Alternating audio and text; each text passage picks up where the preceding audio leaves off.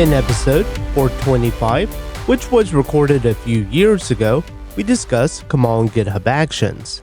In this episode, we're going to be looking at Kamal 2 with Github Actions because there are some things that have changed in the process. And there's also a lot of things that are similar. So going back and watching this one may be a good idea, but there will be some overlap. And similar to the first episode, I am going to be using DigitalOcean again, primarily because I already have an account set up with them.